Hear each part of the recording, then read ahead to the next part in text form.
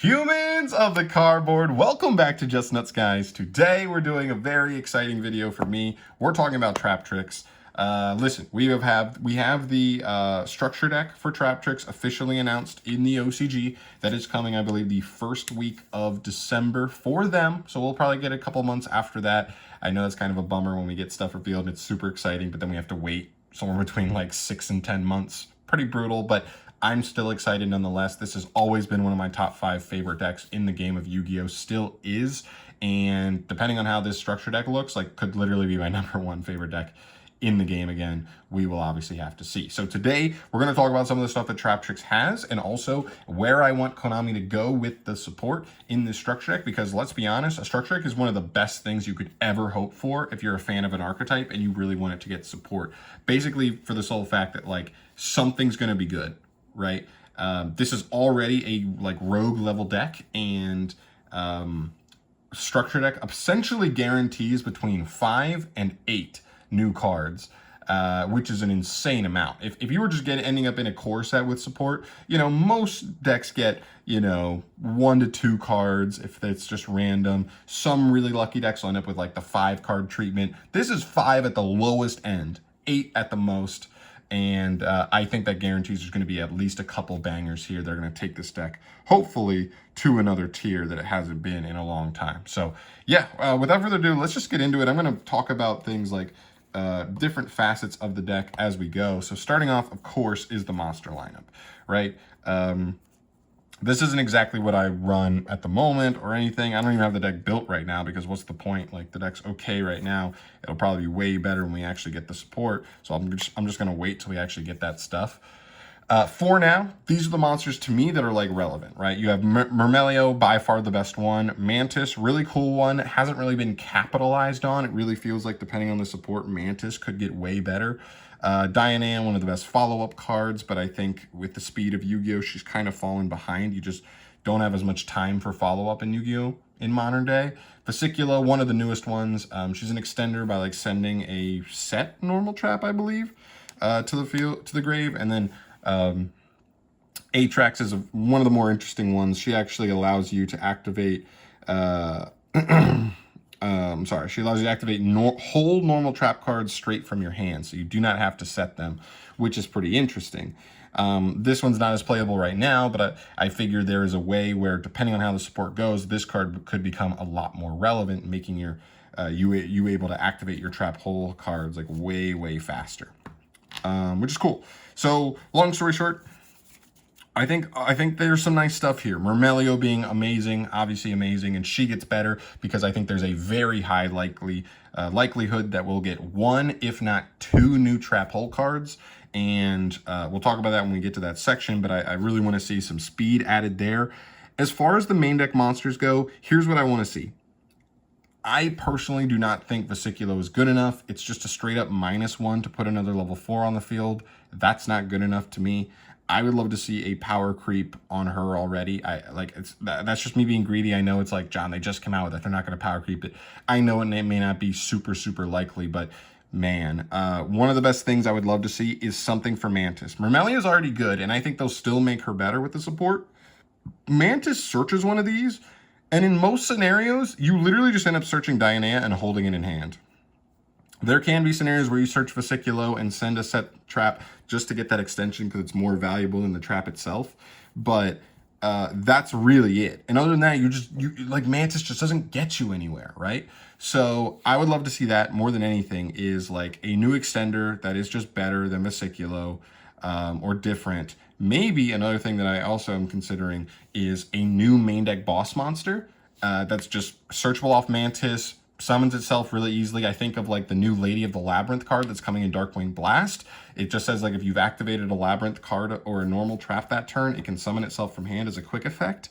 Like that would make Mantis able to get you to your boss monster super easily. If you draw it, it'd be flexible. Like, that's the kind of card it makes me think maybe it could have an interruption effect, but not too crazy. And be like fair, but also make Mantis just feel way more impactful than it does at the moment. I would love that. TRAPTRIX, like if they just got a trap hole where like it's so powerful, but it's even good going second, if you can activate it, then maybe she becomes more relevant, because if you can get her out going second, she becomes like, obviously opens up those trap cards to be able to activate into a board easier. I don't know, like she could be cool. And then the rest, like Diane, I think is just going to get phased out a little bit here, unless there's specific combos with the new cards that make you go through it turn one. Other than that, I could see this card not being phased out completely, but maybe being dropped to a one of, just because it's not as necessary in the build anymore. As far as spells go, I guess we'll talk about spells real quick, because the deck doesn't really have any worthwhile spells, or actually I don't know if they have any, period.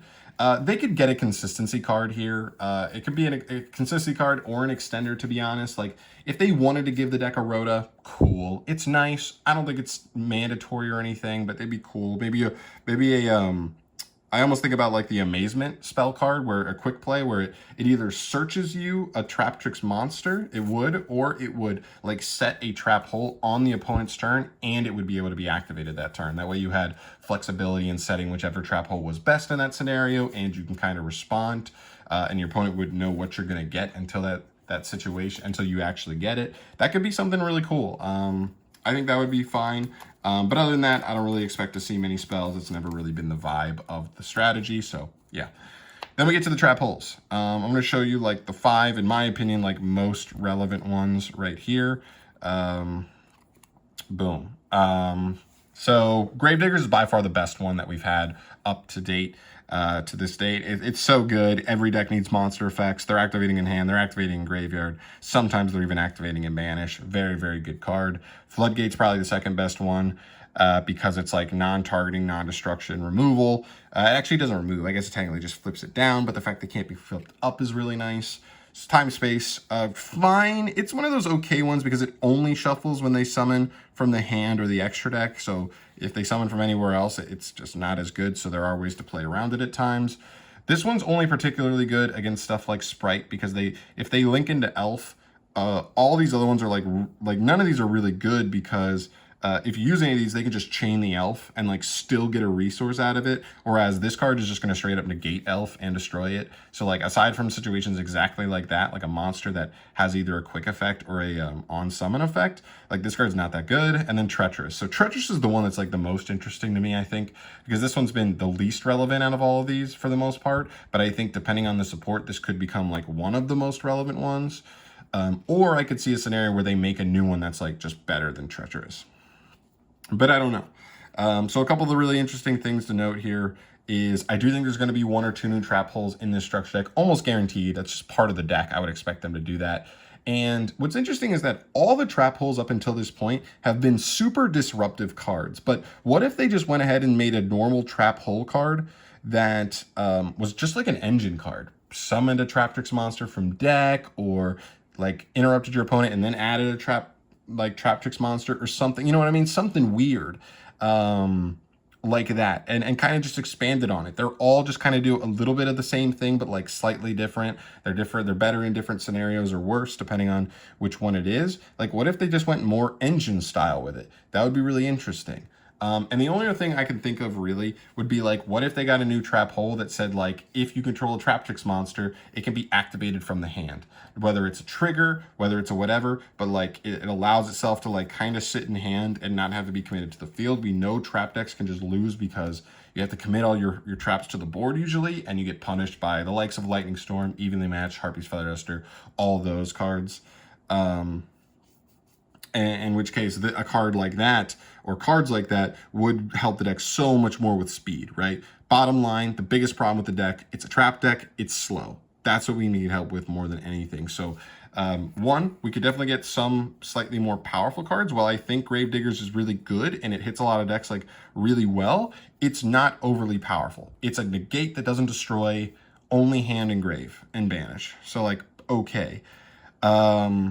So like I think Treacherous is crazy. If we got more flexibility to be able to use this, then this card becomes like insane, obviously, because it's one of the ones that isn't a trigger. It can just fire at any point, just pop 2 monsters. But of course, that clause with any trap and grave just kind of turns it off. So I don't know, but I do think there's a world where they make support to like make that card way, way better. So that's it for the main deck stuff. Moving into the extra deck. You know, like the most relevant card here is obviously Sarah, and then you got like random cards like Kularia, Rafflesia, and Alomaris. Sarah is the lifeline of the deck. Without this card, this deck is dog duty, and the fact that this card exists literally gives like the potential for anything they could do with this structure deck, and like shoots it through the roof. We know how good Link 1s are in the game. I agree when people say Link 1s are broken, stop giving decks Link 1s, but I will say some of my favorite decks in the game just play Link 1s. They feel so smooth to play with that you can take any monster and go into it. I really like it at the end of the day. But she's crazy. Summoning from deck and getting you a trap hole from deck, like in the same turn most of the time, is like just so crazy. Kularia is just like a nice card, whatever. Being immune to trap effects is cool as a beater, like whatever. It's an extender, I guess. Rafflesia, being able to activate a trap hole straight from the deck is cool. This is one of the most interesting cards because of stuff like the treacherous trap hole. Being able to just like, I believe she voids the clause of like needing no traps in grave because she just copies the effect, not the cost of the card. So she literally just can just quick effect target 2 monsters, destroy them. Boom. Doesn't even need to trigger on anything. Whatever, you can just fire it at any point. Is pretty cool. And it's one of those cards that, like, if you play this, like, makes the deck a little better going second. Because if you can just make her, she's then popping 2 cards into a board. If she has if your opponent has nothing on field or something in defense mode, you could just attack and then make a Zeus on top of it. Like, that could be pretty good. I think Rafflesia is going to be good no matter what. And then Alomaris being an interesting little extender. The problem with Alomaris was a lot of the times it just took, like, 2 monsters and still resulted you in 2 monsters. So it was just like, okay, I guess so. And she detaches 2 materials for it, so you don't even really like, you don't even have like Zeus potential there. I don't know. It's weird. But yeah, I do think there's still potential here. Obviously, Sarah takes everything in this structure deck like to the next level, for sure. The one thing I'd want to see from the extra deck is like something impactful. As you can see, kind of like the main deck, there's no boss monster in the archetype whatsoever. This is an engine card. This is like a resource card. This is like a utility like versus trap decks and I guess extender. Extender, interruption, but not a boss monster. This card does not offensively threaten your opponent like much at all, except for like that exact play I told you where you like go into Zeus afterwards. And so what I'd love to see is like maybe an extra deck monster. Maybe it's something that you can like overlay on top of a TRAPTRIX Exceed, and it like, you know, Cyber Dragon Infinity level of like boss monster. It's a threat on the field. Cool. That's like takes relatively low investment. Or maybe like a Link 3. I don't think a Link 3 is too crazy. You know, we've got the Link 1, we've got the Link 2, and maybe a Link 3 could be something pretty cool. Maybe you give it like somewhat a little bit of like generic like materials, like maybe 1 TRAPTRIX monster and then other materials, whatever. So that way you could maybe splash some other engines in here and still be able to work up into it, and then just make it like worth it. You know what I mean? I feel like a lot of times we see a lot of Link 3s where you're like, this is okay, but like it's a Link 3. You gotta put, you know, 3 materials into this. That's like okay. But like really make it like, wow, that's good payoff for a Link 3. That's what I'd love to see. Something there that really feels like, oh shit, this backed with like the trap cards that the deck already facilitates so well is like scary. Definitely scary.